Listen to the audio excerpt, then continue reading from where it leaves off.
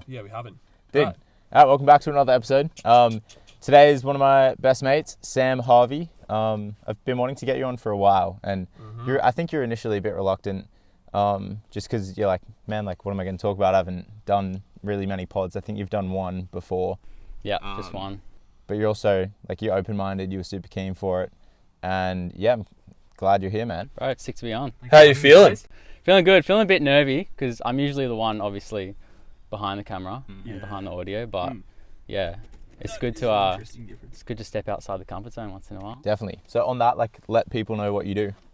Yeah, so basically, to sum it up, I do video production freelance for a living, and I've been doing it for a few years now, and yeah, just love being my own boss. So. Sick. How did you get into it?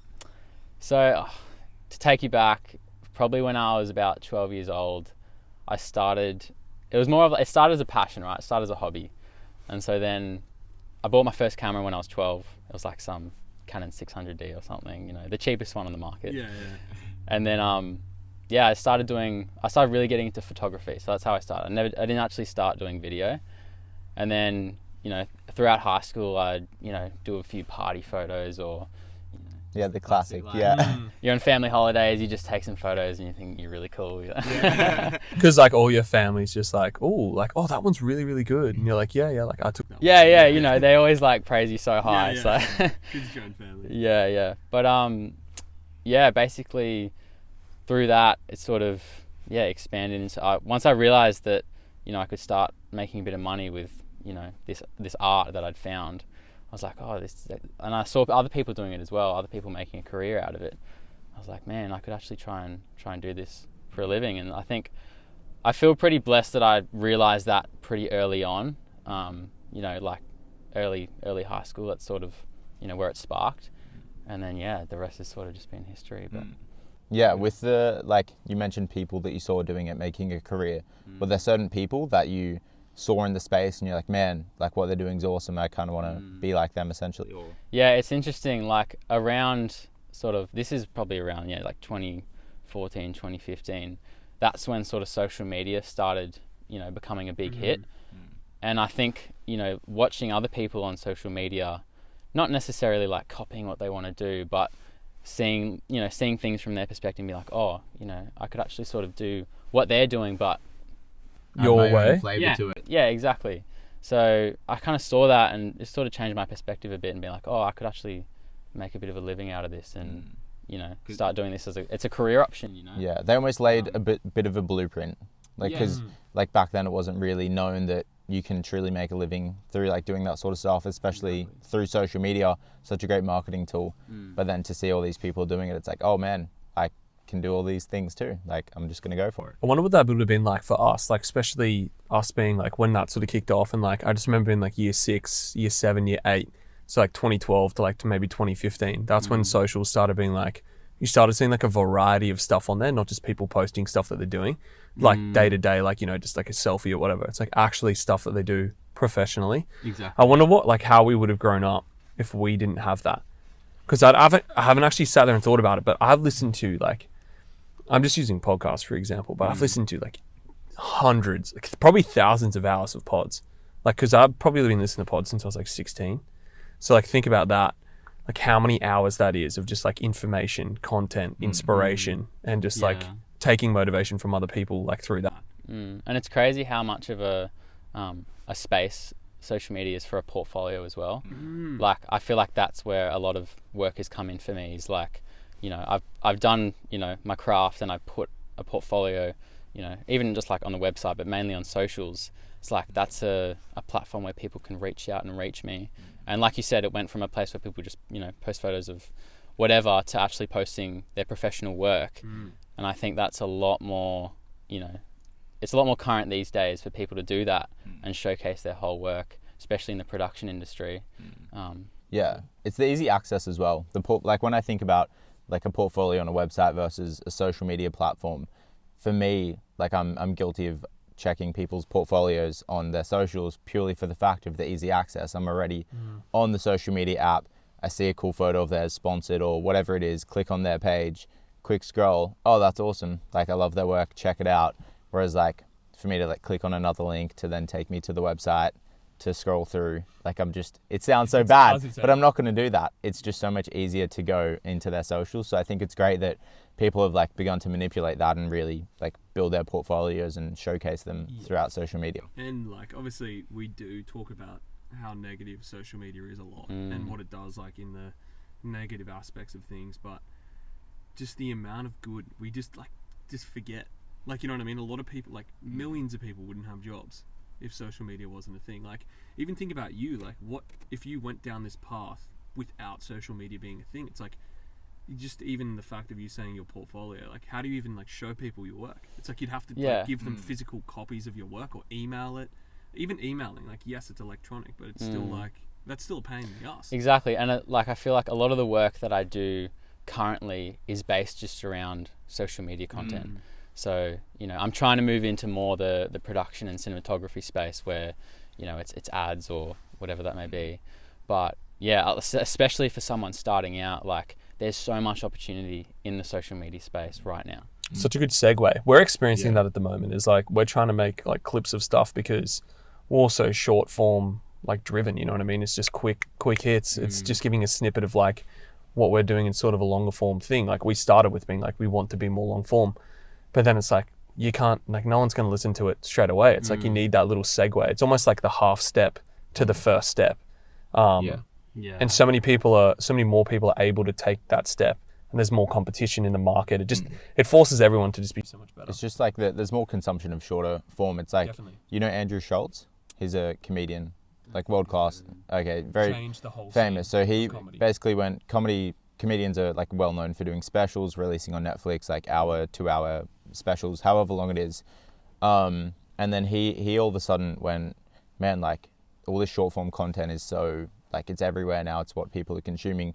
I'm just going to release like 3-minute, 2-minute snippets of my like stand up and put them online. And he just like would do that. And it was amazing because if you're scrolling on YouTube, you see like an hour-and-a-half comedy special, you're way like more reluctant to click on it. But then you'll watch the 3-minute video, but you'll watch like 100 of those or so in a row, and it's like you've just consumed like the 1.5 hours of long form anyway. But in your mind, you just don't want to like commit to an hour and a half, but you will happily do like a lot of 3-minute clips. Yeah. And he pushed that really hard, and that's really what blew him up and gave him his success. What's interesting is it actually came from the way he says it. It actually stemmed from him trying to actually just get better at comedy.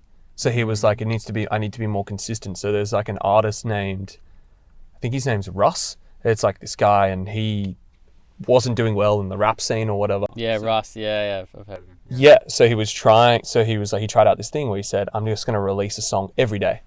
Every day I'll just release new music, and no matter how shit it is, I'm going to eventually be good if I try and release something a day." And it's funny, a lot of musicians have actually taken that route. Really? Like I know one guy, I won't name him, but he's done that same formula. So smart. And like just like it was like one song every week for like 6 months or something. Something crazy, right? And not many people do it. No. But, you know, he's blown up. Yeah, it helps your consistency. Well, he saw that and thought, well, I should apply that to comedy because it's only going to make me better at comedy because I'm going to receive more feedback. I'm just going to be more out there, more vulnerable. So that's actually how he started doing it. So he just started posting that. Well, funnily enough, it came full circle in his like recent special. The intro song, he reached out to the Russ guy and went, hey, like, you know, like I started this whole new form of like how I do it because of you. Like it would be an honor like to have you like on my special if you could do it. And he actually gave him an unreleased song. So like for the special, like for the intro, which is so cool. But I just like, and I guess, well, you're probably in a similar boat of like trying to do stuff like that, and we are too. It's just like trying to be as consistent as possible. We had a now versus when podcast recently where we talked about like having like that now mindset and the when mindset. It's like the now is being like just do it, just put it out there. But the when is like, oh, when I have the gear, when I get the right lighting, seriously. So like this is those guys, an example of just like they just started, and it's like it doesn't matter how much you suck because how are you supposed to be good at the start? Like that's not the point. The point is that you like keep grinding, and it's just practicing almost that just mentality of like every day is just like you're starting again, day one, week one, every single day. But yeah, I find that super interesting. Yeah, 100%. So you mentioned like wanting to get into the more like bigger, broad production with like ads and stuff. What is it about that? Like, why does that appeal to you? Yeah, it's a funny story. I'll continue on to like sort of my journey, because this sort of Yeah. ties in. But when I was finishing high school, I actually did like 2 weeks of film school. So like I got into this pretty sick one, and I was like, oh, you know, I thought that's what I was going to do for 3 years. And was that the natural progression? Because Yes, it's like for the things that I wanted to do, like it all comes down to, like, for someone who's, you know, whether they label themselves a videographer, cinematographer, you know, they work in video production, whatever it is, like there's so many different sort of avenues to that. And so, you know, for someone who wants to be like consistent and just do like sort of short form content, like you guys are saying, you know, I'd say they're more of like a content creator sort of thing. Whereas like, yeah, it all just depends on what you want to do. Like for me, I started doing that, but now like I can sort of see what's ahead, and I want to sort of master my craft a bit more. So that's why I sort of want to move into that space. Yeah. But yeah, like the whole usual route into university is like, you know, it wasn't for me. Yeah. Like I decided, I thought it was for me, because that's what a lot of other people were doing, and like there was a few people in the industry that went through this same film school. I was like, yep, it's gonna be the next 3 years, it's gonna be great. And then 2 weeks in, I just had this moment, and I was like, I remember I was sitting down at lunch, and I was like, damn, like I was just struggling with like my calling and purpose in that moment. I was just like, why am I here? Like, and a lot of the content that they were putting out as a film school didn't really align with my values. So it sort of came down to the question, like, why am I here, and what do I want to achieve in the long run out of this uni? And so, yeah, 2 weeks in, like, I was like, nah, I'm out of here. Yeah, that's And awesome. so I like deferred for the year, but yeah. You knew I you know were my almost. back. Yeah. Yeah. That's so interesting, because some people don't follow that feeling, and they kind of just go, oh, well, I'm here now. Yeah, I should be here. Stick It's with it. what I'm meant to do. It's what like society and my friends. Tell me. And you know, like I said before, when I was younger and I sort of knew I wanted to be in this sort of video and video space, I think that same thing came back in that moment. I was like, yeah, I felt like I was self-aware enough to know to make a call, even though it was a big call, like, but That's huge, yeah. yeah. So you leave film school, and then it's like, okay, the next 3 years that I had mapped out in my mind are completely gone. Pretty much. But I know I kind of want to do this stuff still. Like, what do I do? hell How do you do I do do then? this? Yeah. Like, are you seeking a mentor? Are you like, I just start making videos? Like, what's your thoughts? So pretty much after I left that film school, the same day that I decided to quit film school, I'd seen this advertisement with this organization called Christian Surfers, and they ran a ministry and a media course. And it was like this awesome edit of like surfing, like around the world. You get to film on all these fancy cameras, and it was just a lot more up my alley, you know, rather than sitting in a classroom being yelled at by some teacher, learning from a textbook, you know. So when I saw that ad when I'd already gotten to film school. So when I saw it, I sort of disregarded it, and I was like, oh, that's sick, but I'm here. like I'm going to be doing film school, blah blah. And so then as soon as I sort of left film school, that same night I called up the course director for this course. It's called Sea Salt, Christian Surfers Australia Leadership Training. And I called him up. I'm like, yo, like, are you guys still taking students? Because I'd already started. And he hit me back, and he's like, bro, we've just come back from New Zealand on an epic trip. I'm like, oh, you're kidding me. And then he was like, yeah, but we're still taking students, so you know, feel free to come and join. We're heading down to Victoria in a few weeks. And so then, like, I didn't know anyone in the Christian Surfers community, so I was just like, you know what, just big step of faith. I'll just, you know, head down, see what it's like, and you know, if it's not for me, then I can do something else. So yeah, I sort of stepped into that a little bit.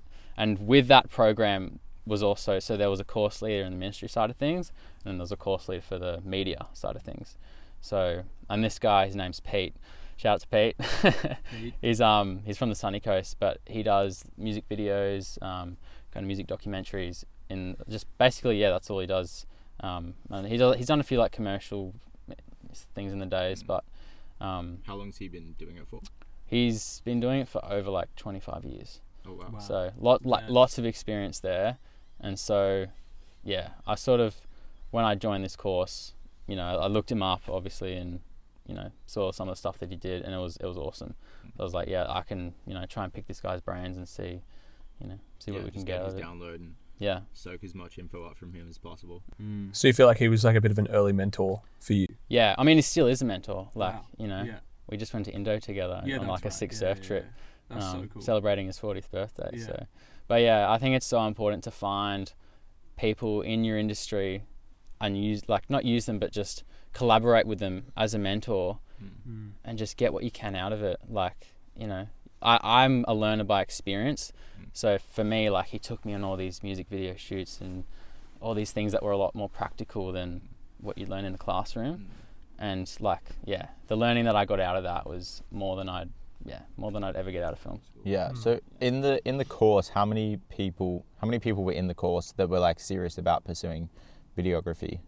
There was only like 3 or 4 media students. It was only like a group of, in the whole year there was only like 10 of us boys. So it was real like close knit. Yeah. Like, and the structure was like we'd meet on Zoom one day a week, and then the whole year was based around these different trips.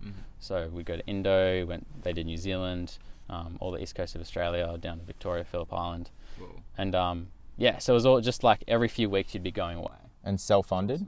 Like you? Yeah. So you'd pay for the course. It wasn't too like nothing compared to what film school is. Like, I think film school's like 40 or 50 grand for like 3 years or something.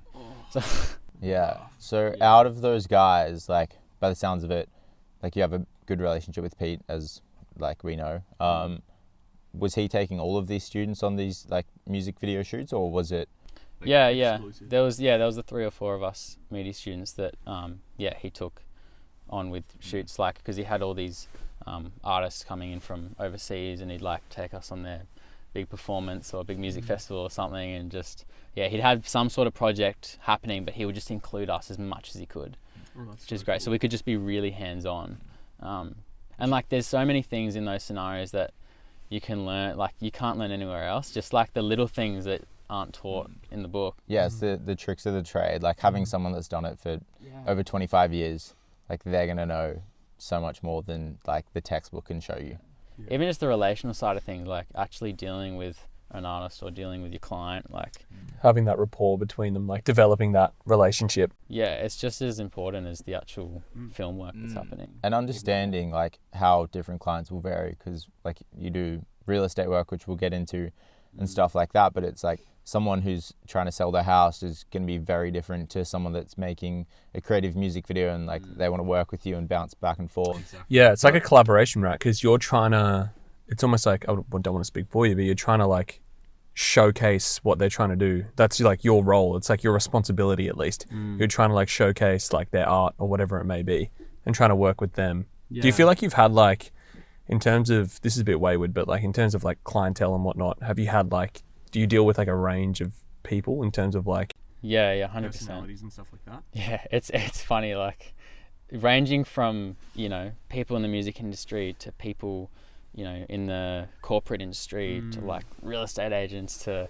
it's just such a Totally funny different. mix. But that's what I love about it. There's such a diverse range of people that I work with.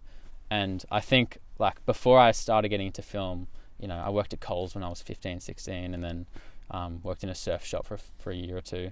And like the people skills that taught me has, you know, influenced everything that I do now in business. Yeah. And like I'm so grateful for all that, because even though, you know, the jobs weren't amazing back then, it just helped me, you know, become the Develop. person I am. Yeah. 100%. So like, how did you go about getting sort of your first few gigs? Yeah. Like, is it just friends of like family friends and stuff like that, or? Like a lot of my work has just been through networking. Like networking is one of the most important things that you can do as an entrepreneur, as a business owner. Like even just if you're working as an employee, just networking with people is just like, I can't stress more about it. Like it's literally like when my dad, he works in the property industry as a buyer's agent. When I was 16, 17, he would bring me along to these sort of like, they're called these BX networking events. And, you know, I'm in a room full of like people who are, you know, 40, 50 plus, right? And they're all successful business owners.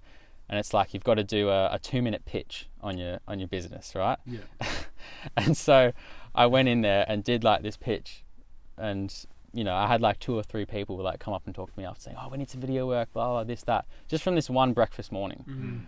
And it's like, you know, Bit just, strange, I was so scared. I was Yeah. so nervous. Like, Well, you were younger. You said 16, 17. I was the youngest Yeah. person in the room. So it was just like, And you weren't even like grounded in your work yet.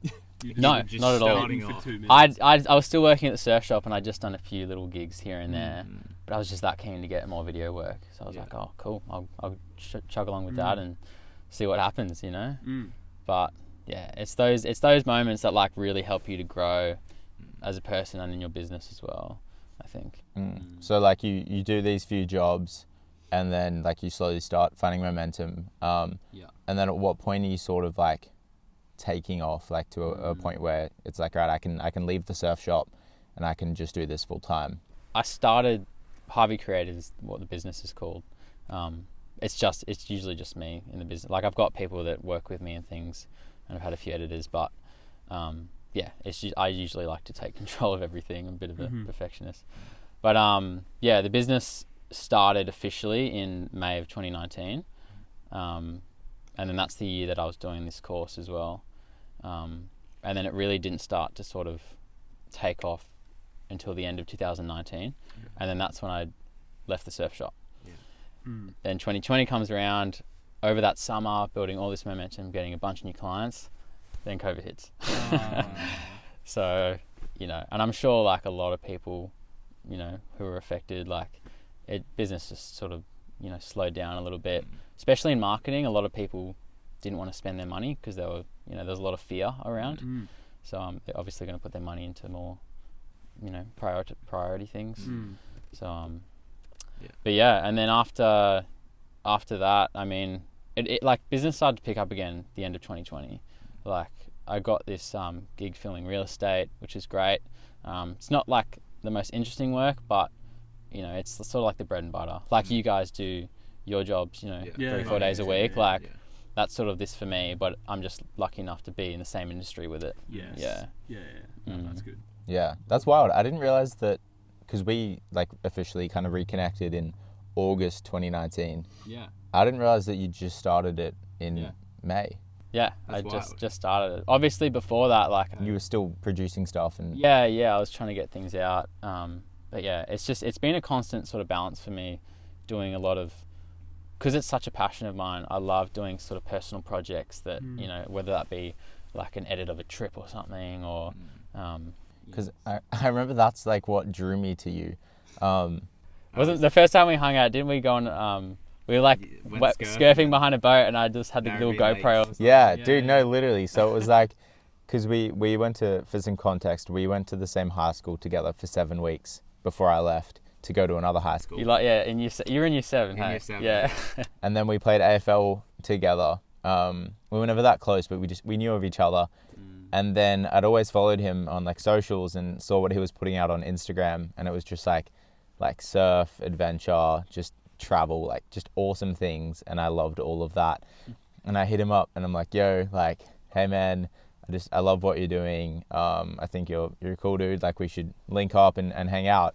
And I remember I was so nervous sending that message, and I was sitting in TAFE, and he's like, just like, bro, awesome, like I'd love to see you. And you're like, yes, Yeah. yes. So excited. He's like, what are you doing this Arvo? And I'm like, Yeah, I was like, bro, we're going for a surf on Narrabeen Lake. yeah, I was like, dude, done. Like, I'll make it happen. And I just remember leaving TAFE being like, I am so excited, because I was just in such a loop, like just doing the same thing over and over. And I was like, dude, this is something new. This is a new connection, new relationship. I'm so keen to see what comes from this. And I just remember driving there, like meeting him and Zep, surfing, and I couldn't get up the first 2 times, got up the 3rd time, and it was just so much fun. Like, we were so stoked when you got up. We were just so pumped. We're like, yes. It was on like this little tinny as well, like this little 15 horsepower tinny, like struggling to get people up. yeah, literally, it was the best thing, and it was such a good Arvo. And I just remember leaving there like, damn, these are awesome people, and I'm so keen to make this a thing. Then Sam like made a group chat for a bunch of other people, and then we like went away camping, and that sort of like formed like our friendship group.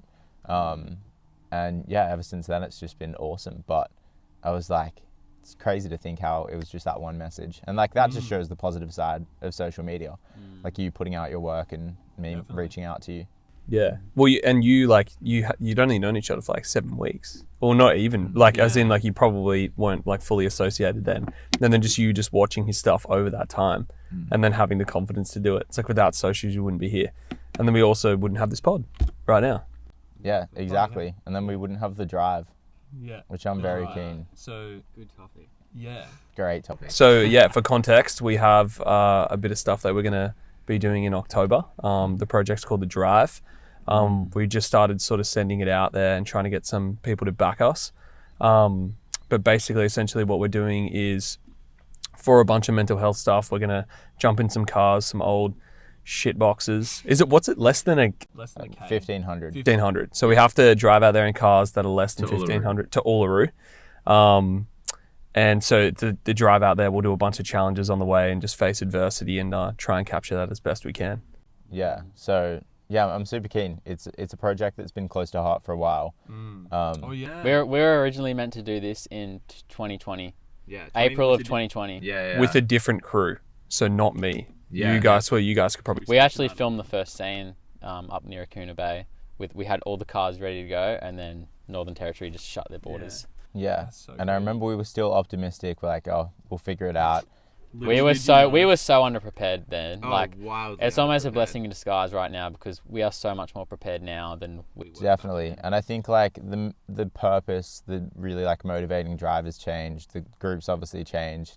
And I think it's more aligned now. There's more unity within the group, and I think our vision has all kind of come together.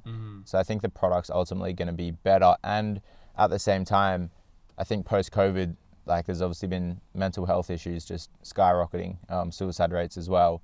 So I think it's almost coming at the perfect time that we can like do something which is going to be fun. Like the trip's going to be awesome for us, but also the product that we are hopefully going to produce is going to be amazing. The value added. Yeah, I think we've realised that over the last 2 years, it's important now more than ever that people. I think I wrote this in the proposal that like that people see this documentary now because like people need to see this perspective. That a lot of the guys in this documentary have. Yeah. And Definitely. And I remember like reaching out to you about it. I just like I think it was a short message on Messenger or something, just telling you like what it was, and like I had no idea because at this time I still don't really know like cost and everything of production fully, but I have a little bit of insight now. But at the time I just had no idea, so I reached out like, oh, would you want to do this thing? And he was just like stoked on it. He's like, dude, yes, like I love this message, I love this idea, like 100% I'm keen on it.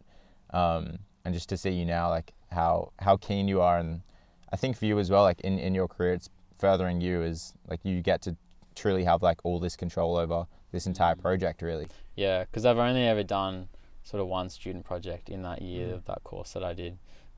We did a little bit of a documentary in Indo, but yeah, to have this like full control, with all of us, it's like it'll be awesome, and I can't wait to see what it turns out like. What are your thoughts going into creating something like on this scale? Like the challenge ahead for you? Yeah, there's a lot of sort of factors that come into play. Like obviously, we're going to be in small cars, and we're going to be filming, in the middle of nowhere, obviously. So there's a lot of things to think about logistically in terms of, camera gear and whatnot. But just like really developing the characters in this story, I think is going to be probably one of the more challenging things. Just because like to convey emotion in documentary and resonate with the audience, like that's the powerful thing that we want to achieve. And so, without doing that, you've just got a bunch of pretty pictures. Like, so, you can have such a raw moment, and like, if someone's really just being as emotional as they are just in their raw, authentic self, then like, that on camera is so much more powerful than like, an amazing scene or whatever. So, Definitely. yeah. So you almost like not feeling the pressure of that, but almost like that's what you want to try and put a lot of your headspace into, is like developing those characters Exactly. Yeah. Yeah. and trying to portray that through your skills. Yeah, definitely. So obviously, like, great cinematography is good, but like what it really comes down to is connecting with the audience. And I think that's, one of the things that we really want to do in the drive, especially it being about mental health and how people can improve their mental health. Definitely. And the ultimate goal of zero suicides. So yeah, I'm looking forward to it, man. I can't wait. I'm so So excited. if anyone asks like, oh, what are you up to at the moment? Like all your stuff, like 2G, 1C, I'm like, yeah, whatever. The drive. I'm like, Yeah, that is the literally. first thing I talk about is Yeah. like, I'm so excited to do that.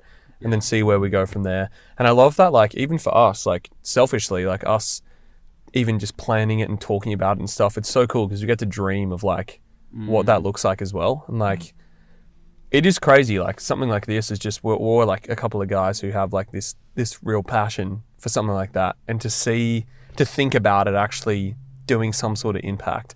I think one of us mentioned it, like, when we last got all together, we were talking about how, like, even if one person, it sounds so stereotypical, but actually though, even if one person had some sort of benefit from this, it would just be mind-blowing.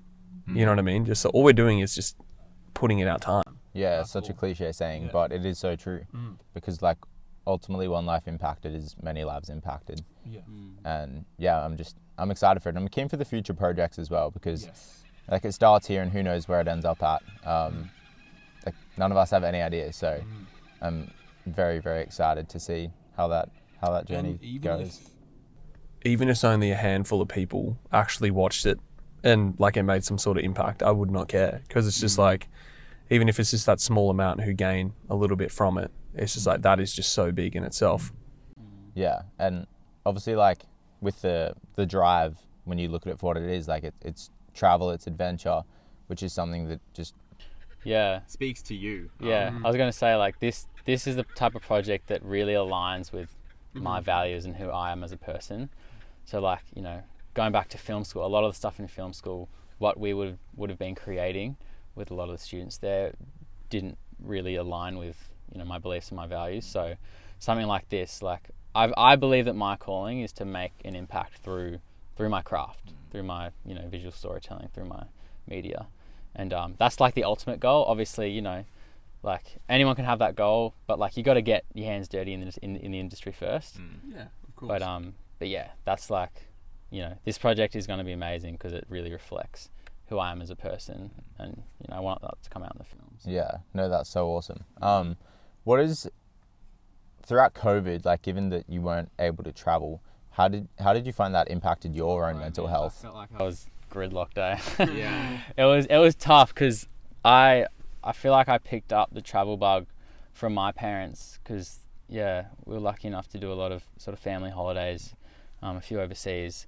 And so once I got the taste for travel, I was just like, man, it's like, you know, get me out of here. And, like, don't get me wrong, Australia is such a beautiful country. And every time I come back from a place, I'm just so, like, I'm filled with gratitude on the plane ride coming home, looking out the window, just being like, man, we live in such a beautiful place. Like, we do. You know, the top 5% or 1% or whatever in the world. Yeah, it was tough because, like, I felt like during COVID, especially that second lockdown, I was just in autopilot mode, like, and I realize it now, but back then I didn't. I was just, like, day after day, I was doing the same thing, you know, doing a lot of real estate shoots, just doing a lot of corporate jobs, sort of, you know, just getting by, like, you know, just trying to get the next invoice done. Like, yeah, it was tough because I sort of just told myself, like, oh, like, I felt a bit defeated just because I couldn't get out, and, like, I had all these plans to just, you know, do a bit more travel. But yeah, it was a rough patch, and, like, yeah, there was, like, a few, there was, like, relationship stuff that was happening, and it was tough. And I think that just because, you know, travel is, I feel like, a part of who I am, and, you know, That was sort of taken from you. Yeah. Missing So piece. That's cool that you didn't submit to the mundane, though. I think a lot of people, when they're put in those situations and they're just forced to, like, throughout lockdown, forced to just do the work that, for you, like, real estate isn't the passion project, they're forced to be put through that. I find a lot of people eventually submit to that kind of stuff because it's comfortable. Like, it's steady money, steady income, the work's easy, I can just go and do it and come home and clock off and do whatever I want. But for you, it's like, you're in there, like, no, like, I'm doing this, but no, I will travel, like, I will get out and I will just, like, continue doing what I'm called to do. What was the first place you went? it was actually Abu Dhabi. Oh, really? Yeah. A mate of mine had a gig over there, and with like the tourism companies over there. Okay, yeah. And he's like, oh, do you want to come along? And I was like, Yes. yeah. Give me out. I just love the perspective change when you go overseas. You just, you know, especially developing countries, you just see a lot that you wouldn't otherwise see over here. And You can see photos and videos, but it doesn't do it justice. No way.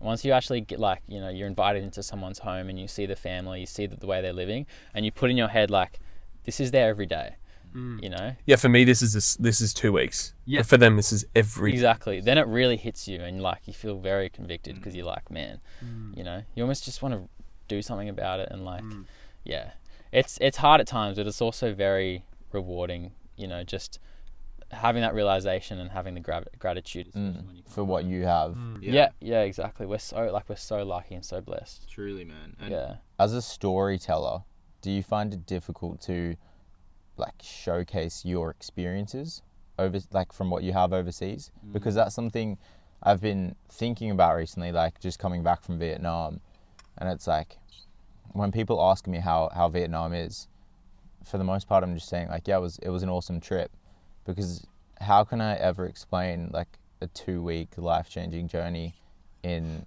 a minute or two that I might have to chat with them about? But for you, like, you have the ability to like videos and photos to Visual representation. to showcase. I've never been the best with words. Like that's, you know, speeches, anything at school, like words was not my strong point. And I still feel like at times it isn't, but that's also why I fell in love with video production, because I felt like it could be an expression of myself.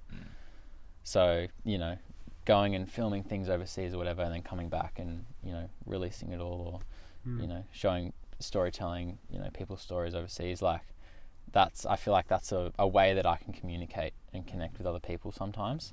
Yeah. So do you find it challenging, trying to convey your experiences? Yeah, it can be difficult. Like, yeah, sometimes you just have no words. Sometimes you just don't know what to say. But yeah. That happens a lot with all of us. Hey, like sometimes I see something, I'm like, I could not use words to show you what that felt like or what it looked like, or even those moments that are like, it may not even be that special. Like it's not supposed to be that special. You know, when you have that moment, it's like an afternoon, and then like, I don't know, you've gone and like watched the sunset or something like that. You're just in the right place at the right time. You're like, oh my God, like I feel so good, or I feel a certain way. Do you have any like passion projects you like? Do you have like a, almost like not a bucket list, but a to-do list at least of like things you want to do before you like stop doing it? Yeah. I think like this all just comes back to like aligning with my values and the impact I want to make. So it's funny, I was chatting to a mate of mine, Cal. He's over in Ukraine at the moment, but we had a few chats of like, Shed some light on what he's doing.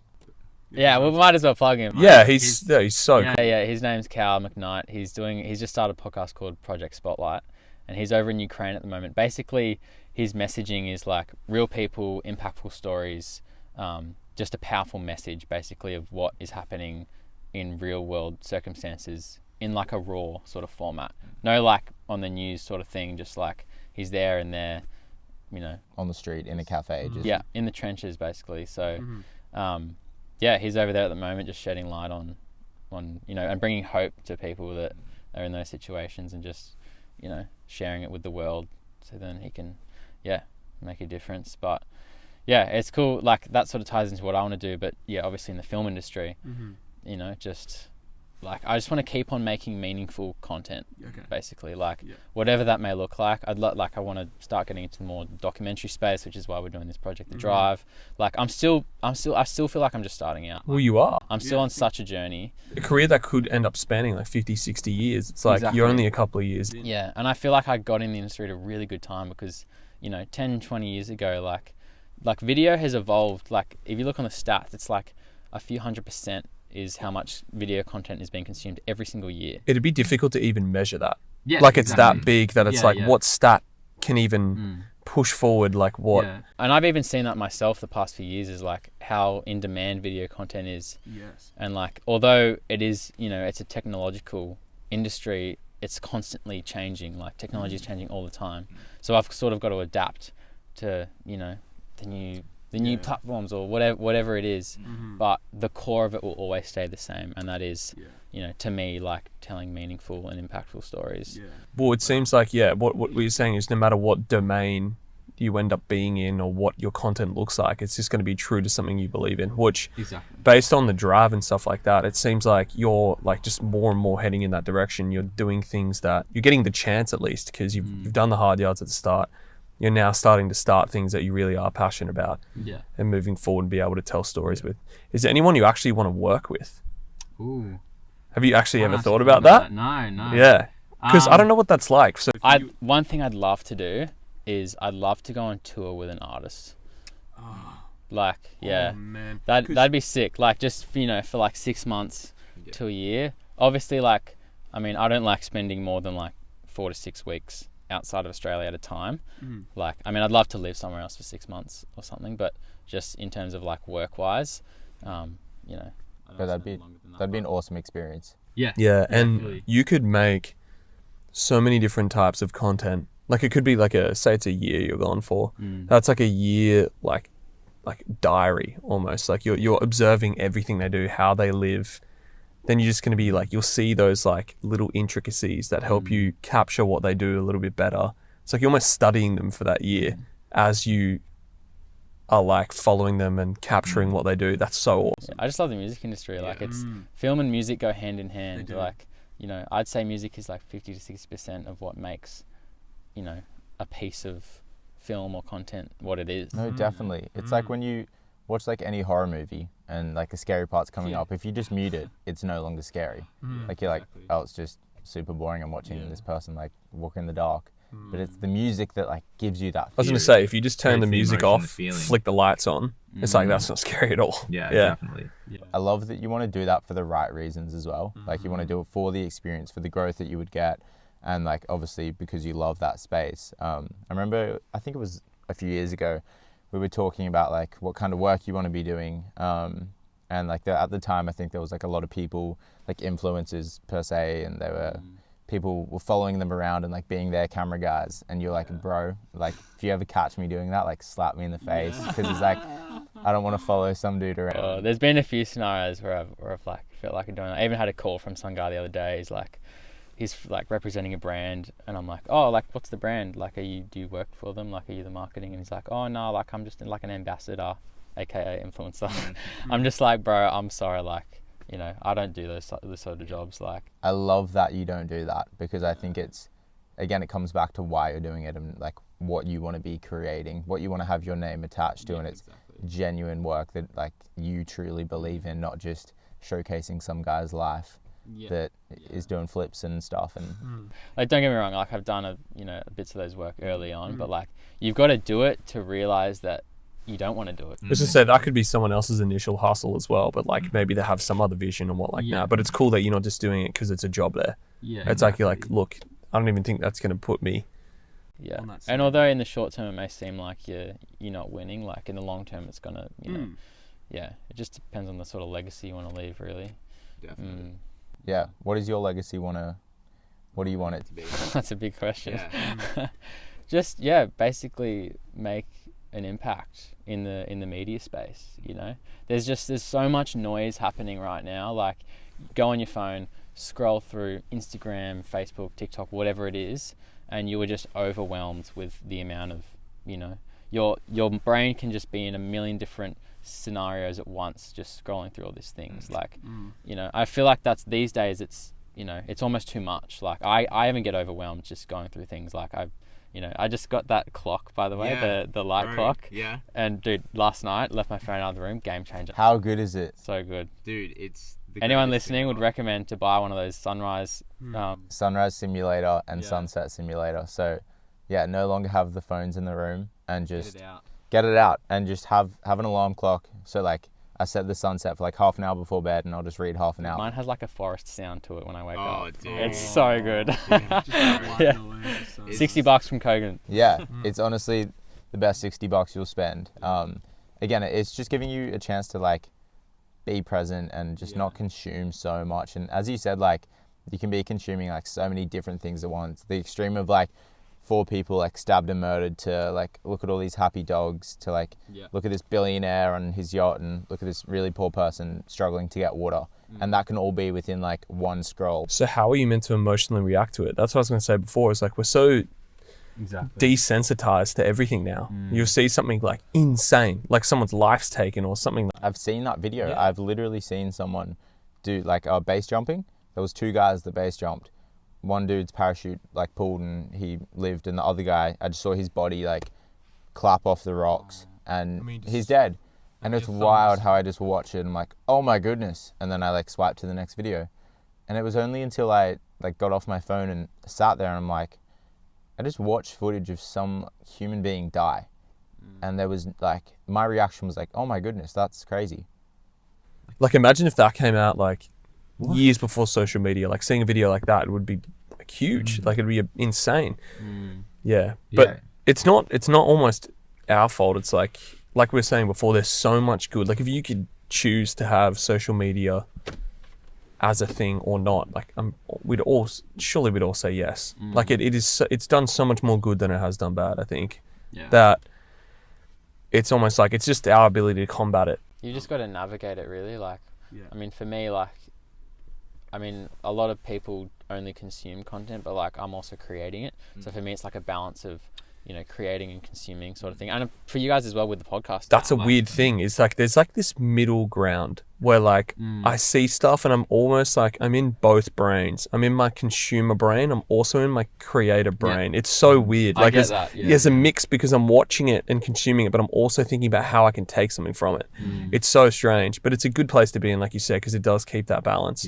I think it was on Impulsive somewhere that I saw that there's like this stat. I don't know the stat, but it's about Gen Z and how like a lot of Gen Z are actually using social media less than, what is it, after us, Gen Y, or before us, Gen Y. It's Gen Y. It's Gen Y. So like Gen Z uses it way less than Gen Y, which most of us think is wrong, but I think it's because like the generation, like I think we're at the very start of that. But so people are a little bit younger than us as well, and us are starting to realize, like you guys with the sunset alarm clock, like that is like you combating that.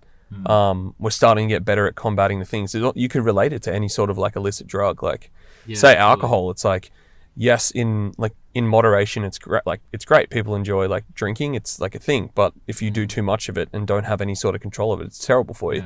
So it's like even what you said to me, like as soon as you got that alarm clock, you said to me like the first thing that I wanted to do was get up and look at my phone, and that's a habit. And so like, because you've changed your environment and you've broken that now, it's like, well, you're winning. I'm winning 100%. It's being able to identify those things that are really pulling you down, those things that like maybe they're not necessarily the worst things, but maybe they're not the best things. Like we don't know the effects of phones long term, but let's just say it's not going to be bad, just for this example. So maybe it's not that bad that I wake up on my phone and I scroll through my emails, or I don't know, scroll on social media for a bit, or respond to some messages. Maybe that's not terrible for me, but maybe reading a book is just going to be so much better for me. It's going to clear my mind. So I think it's identifying different aspects of your life, and like, again, you have to be practical. At the end of the day, like, we're moving, there's like a world around us, and we just need to be practical. We can theorize all we like, but unless we're actually implementing real ideas, nothing will change. So it does look like getting a sunset alarm clock. It does look like, I don't know, not drinking on the weekend, or staying in and committing to, I don't know, going to the gym 3 times a week, or whatever it is. It's almost like you could sit back and look at yourself. It's like, in this block of time, what am I doing with my time? How would I rate that in terms of using my time out of 10? So say like going on your phone's a 4 out of 10, but it's like reading in that time, you'd rate that an 8 out of 10. It's as simple as like, why wouldn't you do the 8 out of 10 thing? And it all just comes down to your habits. Like, you know, the what makes a habit is a cue, a craving, response, and reward, right? So, you know, for example, Atomic Habits. Is that where you get that? I'd highly recommend reading that book. It's like if you're at a traffic light, like the cue is, you know, you see the traffic light. The craving is you want to go, right? The response is, okay, I'm going to go because it's green, and the reward is you cross the traffic light, basically. It's like, how can you know, for the person that you want to be, how can you sort of take that?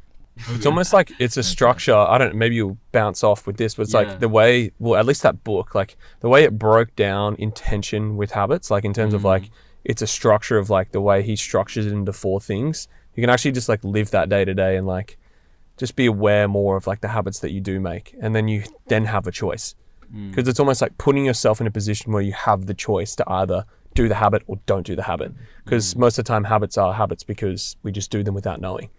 So it's there's a lot happening in the subconscious when you're performing a habit. Right? And to break a habit, there's so many things you got to put in. It's hard. It takes a Putting lot that of big effort, conscious a lot of mind. discipline. Like getting an alarm clock. Definitely. Changing your environment. And it comes back to what you said there was, what is going to get you closer to being the person you want to be? That's a question a lot of people don't answer. They don't have an answer to, because they haven't thought about it. So think about that. Write down, like even just write a list of who it is that you want to be, some morals, some values, some goals, like whatever it is, and just start to sort of shape a character of who you want to be. And then it's like, okay, how do I get closer? How do I wake up today and I take one more step towards that? But it doesn't have to be drastic change. Like, you know, I mean, it's said a lot, but just 1% better every day. Yeah. Like, you know, wake up and do that thing that you want to do. Yeah, I was listening to Matt Fraser. He's the 5-time CrossFit world champ, and I can't remember if it was him. I'm pretty sure it was him, but there was someone that he was getting into the gym. It was either him or a friend of his, but they were getting someone into the gym that was like really overweight and like never worked out, and it was like, okay, like come to the gym today, and then we're gonna do like I think it was a 3-minute or 4-minute workout. It was like 4-minute EMOM, so like every minute on the minute, and there was like 4 exercises or 4 circuits that they went through. 4 minutes was up. It's like, cool, job done, go home. They're like, what's next though? They're like, nope, that's it, like go home, come back tomorrow.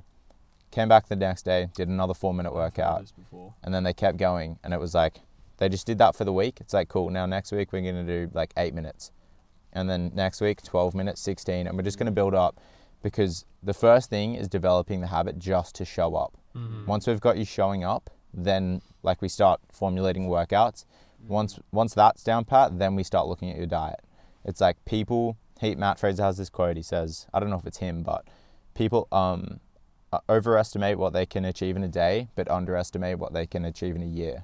And I love that, because we're all just like, yeah, like let's get it done today. Let's just do this crazy thing. But when we look at, if we just like strategize and really break it down and be consistent with it, we can do so much in a year. Yeah. Something you guys were talking about before was like writing stuff down. Jordan Peterson has this program like called the self-authoring program. So what it is like, I think they run it online too, which is sick. So it's like remote, anyone can do it around the world. But what people do is you go on the program, and it's basically like they ask you one simple question, which is like, if you could be like the best version of yourself, what would it look like? And they sort of run you through certain things that help you develop that. So it's almost like it helps you're at point A, and it like helps you develop point B. So it helps you develop where you want to go. Because for some people it's like, oh, I want to do better, but it's like, I don't even know where point B is. So it's like they help you develop that point B, and then you actually just developing point B means that you start doing things every day that put you closer to that. So they put you on that path to doing that, which I think is like similar to what you guys were saying, which is sick. We both coincidentally have like started doing this, is like creating our room to be a better space for like, but like we don't have an office or anything. So it's like creating our rooms as a space in which we go into, and it's sort of, well, for me personally, like trying to reflect more of who I would want to be.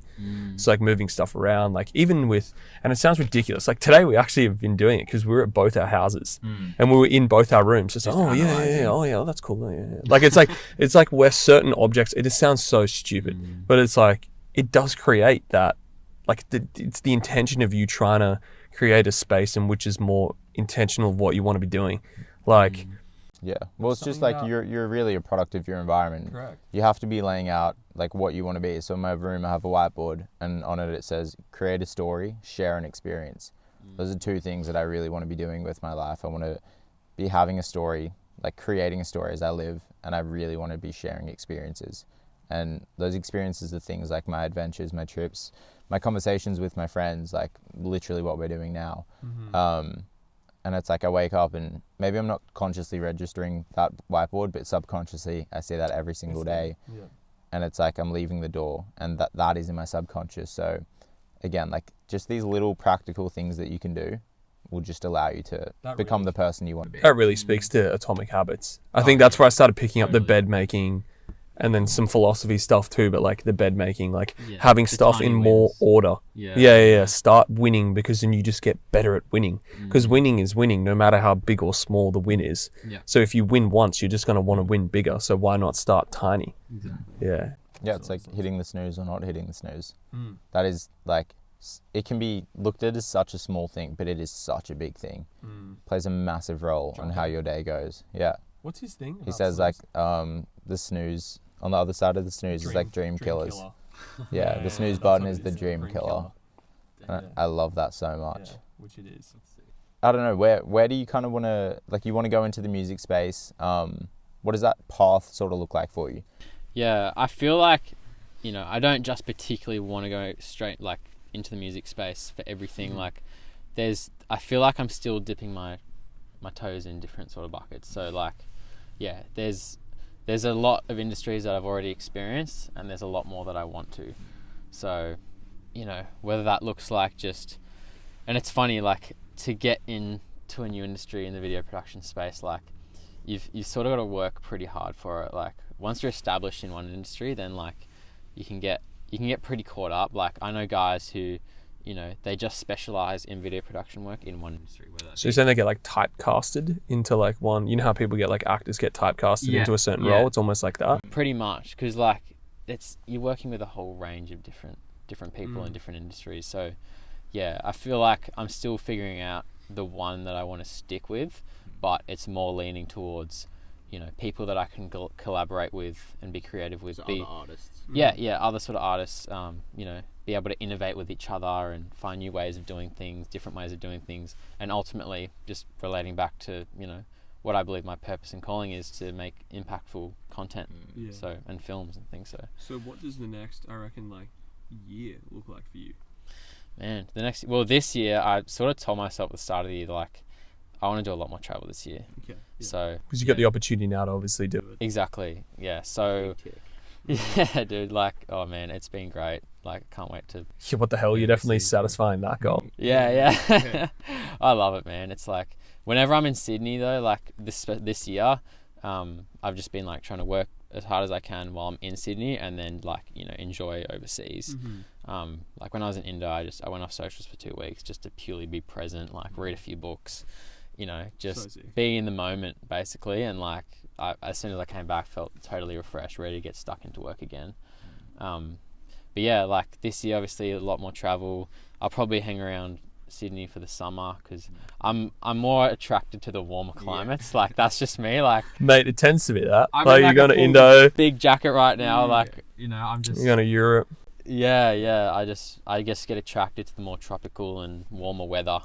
I'm sure a lot of people are like that, but yeah, I feel You're intent with that. You're very like, if I can be dodge Australia's winter, come back for the summer. Travel in the winter. Yeah, and that's why I think, like the last 2 winters, I just wanted to get out, and it's just because it's been like Sydney winters feel like a long winter. Like, They do. Because I think we just get, because it gets like hot enough that we're like, oh wow, it's really hot. So when it starts getting cooler, we notice it. Like if it drops to, because we have some 37s, if it drops to like low 20s, that's like 13, 15 degrees. I feel like I'm a wimp saying that compared to people in like Tassie or Melbourne or whatever, but like, you know, they're adapted to that cold. I'm just like, The cold's very bitey here. Like it really bites into you and you feel it. We just sound wimpy here. I just Like, feel it's not like even that I'm cold. I just feel like I'm less motivated in winter. Like No, it's a lot harder to, you know. I went through that, bro. That was Like seasonal like mindsets. seasonal motivation. I went through that 2 years ago. I feel that. It was 2020 was when I realized that winter is like my worst season for being the best person I want to be. Yeah. And I consciously clocked that, and I was like, this was at the end of 2020. So I was like, right, I'm in summer now, obviously. Going into 2021 winter, I refused to let that be the case, and winter is going to be when I absolutely thrive. And that was what sort of like made me be like, man, I want to do a triathlon at the end of winter. So like that way I'm forced to just be amazing, like Through winter. That's such a good point. We had a really productive winter that So I winter. was like- I remember you always talking about that, like that, because that was like your goal. Like, that was set it, that man. date. Yeah, September 26th, Yeah. and I was like, it will be done. Dude, I remember you were like full riding to work on your bike at like 4 a.m. in the morning. Yeah, man. I had my weekly ride. Freezing cold. Yeah, doing the winter swims and stuff, and like I loved it. It was so painful, but I loved it because I was fulfilling this goal where I was like, no, I'm not gonna let a weather pattern impact how productive, how athletic I am. And I was like, man, now that I've crushed that, I just know it was all in my head, and it's like I can do it again. And it's like this year just making it happen. What's so cool about that is like the day, like when we actually did it, it was like pissing down rain. So like it was freezing. Like we got out of the pool, like getting changed to get on the like all the bike gear, and then we get on the bikes and it just started bucketing down. And like I remember just like going, because we obviously didn't do the official one because it was COVID and it got canned, but we did our own. So we were going up McCar's Creek, and like I just remember like I had the biggest smile on my face, just like yes, like I wanted it to suck. Like, more adversity, the better. More rain. Yeah, 100%. Especially doing it through all that cold and stuff like that, training most of it like at the back end. Yeah, it was so sick. I'm just picturing like you riding, be like, come on. Yes, dude, dead set, just screaming like, let's go. Yeah, dead set. It was so good. Yeah, so like obviously you like that summer vibe, you like the hot tropical because you surf, you love the water. Love the water. Yeah, I grew up sort of around the water, and then started surfing when I was 13, 14. Dad bought a boat when I was 12, so I started doing a lot of wakeboarding. I just loved water sports, hence why when we played AFL I only lasted a year. Like team sports just weren't really, like I did soccer and all the classic sort of, young kid sports, but I was never made for the grass. Because that was a period in your life where you wanted to pursue wakeboarding, correct? Yes. Yeah, talk us through that. Yeah, wow. I haven't really spoken about this to a lot of people, but when I was... and this is sort of when my passion for video sort of started as well. But since I was like 12, 13, I got in. I knew I loved wakeboarding before I even got up on a wakeboard. I remember doing a speech in school saying how much I love wakeboarding in year 7, and I'd never gotten up on a wakeboard yet. I was just frothing that hard on it because I'd like watched all these videos on how to get up and like all these pros doing it overseas in like Florida, and I'm like, this is the best thing ever. Like, so I was so high for wakeboarding back in the day. I still love it now, but there was like I got to a point where I wanted to consider doing it professionally. But we had a little boat. Like, I mean, I feel like if you wanted to make it in the wakeboarding industry, you've got to have your folks who have been in that industry before, or like you've got to grow up on a lake, or you basically you've got to have the biggest boat. Like, well, like especially, and that's tough living on the beaches and stuff because we're always at the beach. But like in terms of some places only have lakes and stuff like that, so that's what they do to cool down in hot climates. So they're always there. Yeah, and so like especially when the parents introduce the kids really young, like when I started, so I wanted to pursue wakeboarding and like see if I could do it professionally. And so I started doing these comps, just like local state comps, and like there's different categories. So there's like rookies who are like young kids, and there's like the straight airs and the inverters. Then like it starts getting to your open men's. I think I went in like the straight air or the inverted category, and like my first comp, there was like I was up against like 8, 9-year-olds, right? Cool. And like I got on the podium, but like I got beaten by like a 10-year-old. And like they were doing flips and everything. Tough. It's like I'm just like, damn, like these kids have grown up doing this every day after school, every morning. And I'm just here like, I do it like once every 2 weeks. You're third on the podium. In the reps. You're third on the podium and like he's first, but you're still taller. Yeah, literally there's a photo of like this little kid and I'm still like a head taller than him and he's on the first. But like, I mainly just did those comps because I wanted to ride behind the sick boats. Like, you paid a small fee and like you got to ride behind like the newest boat because all the boat companies are there trying to promote their brands. And I just thought it was the best thing ever. Like, that's cool. Yeah. I think it's understanding from that age. You see these kids that are so much younger winning, and it's like, man, like at a young age you might not understand it, but as you're older now you can understand. It's like they've just been putting in the reps. Like as you said, you're going like once every 2 weeks. These kids are there every day. It's like those kids that used to swim like 5-6 days a week when you're in primary school or high school, and then like you do swimming once or twice a week and you just get creamed at the carnivals, and you're like, bro, like they're so good, but it's like they're good because they put in the work. Like that's why. They're just doing it. They've been doing it for 3 years, 4 years. Like, no wonder they're amazing at it. Yeah. But I did enjoy it, and I thought, I feel like my calling is now in the media industry to make an impact. I felt like that's where my purpose was in wakeboarding as well, to like go professional and then like really sew into the wakeboarding industry, for a benefit. But yeah, I guess I just went on a different route. Yeah, it's cool though that you can still be involved with that community through the work that you do. Like you've worked for, I think it's that boat company, Super Boats or whatever. So you, like in turn, you still get to do the thing like you really enjoy doing, which is wakeboarding, and you also get to get paid for doing that sort of work, which is awesome. Yeah, it's cool. Like, yeah, when I was doing the shoots for Super, I was like, you know, even though like I hadn't made it professionally in wakeboarding, I was like, you know, filming a few of their boats and things. It was like, this is what I want to do. Like, it was almost like a moment of realization, being like, I can have my cake and eat it. Yeah. And you look at it for like, okay, like go down the route of had you have done that. I'm not sure what the money's like in wakeboarding, but like even if it's great, but it's like the career span is probably not going to be that long, because for most like athletes, like you're going to be able to be behind a camera way longer than you were going to be able to do wakeboarding for. And there's pros and cons for both, I guess. Like being an athlete, being a professional athlete would have been amazing. You know, I really felt like I was like committed to you know, doing the hard yards and like, you know, wanting to get out in the water. I was like bugging Dad every week and be like, Dad, can we go out for a wakeboard? I need to practice this new trick. Like, you know, I did like a lesson or two here and there, but yeah, it's one of those sports that, like, for example, like surfing, if you live near a beach, it's so accessible. But for wakeboarding, you need a boat, you need to pay for fuel, you need a waterway that's, you know, relatively smooth. There's all these factors that tie into it, even though it's like more of a controlled sport, because you're riding behind a wake. It's not like the surf where you're relying on nature. Yeah, it is a lot more. It's not as accessible. The overheads are just so much harder. Yeah. So I think that just sort of got in the way, and then I sort of, you know, closed that door on that dream and opened another, I guess. Yeah, and you've sort of like you've been saying, it's like you've actually found a bit more of a calling through that. Like you've actually found your calling. And like what sort of would you give? And you say it like it's been easy for you, like you just found it and then you've just pursued it. Like would you be able to probably give anyone any advice on like how they can find, like, I don't know how you'd coin it, but like a calling, or like what they're supposed to be doing with their time? Is there any way, like, or advice you would give anyone?